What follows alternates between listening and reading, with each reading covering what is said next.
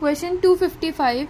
The cubic expression in x which takes the value 0 when x is equals to 1 and x is equals to minus 2 and takes value minus 828 when x is equals to minus 7 and x is equals to 2 respectively is, ये चार options दिए हमें इसमें से, ठीक है। तो उन्होंने बोला कोई भी क्यूबिक इक्वेशन है, हमने मान लिया ये क्यूबिक इक्वेशन हमारी ये है, ठीक है।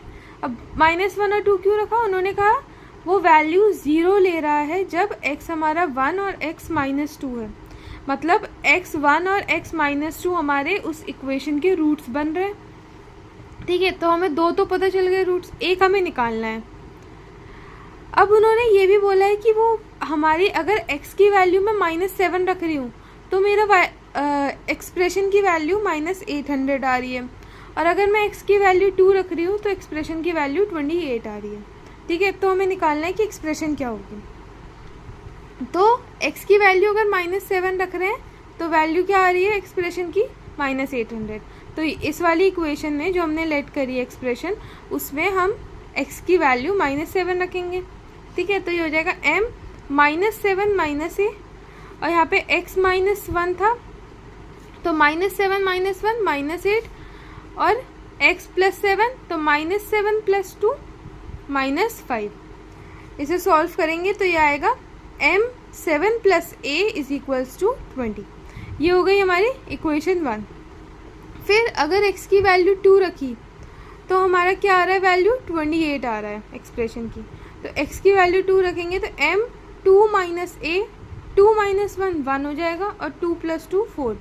तो ये हो जाएगा m 2 - a = 7। ये हमारी हो गई इक्वेशन 2, ठीक है।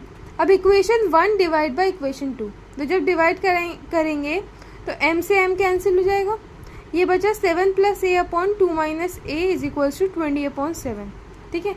इसे इवैल्यूएट करेंगे तो हो जाएगा 7 इधर मल्टीप्लाई होगा, 49 + 7a, और 20 इधर इससे मल्टीप्लाई होगा, ये इधर चला जाएगा, तो ये हो जाएगा 40 - 20a, तो हो जाएगा 27a - 9 = -9।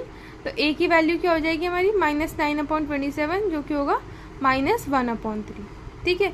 अब हमें a की वैल्यू मिल गई। अब हम इन दोनों में से किसी भी इक्वेशन में वैल्यू रख के m की वैल्यू निकाल सकते हैं, ठीक है। इक्वेशन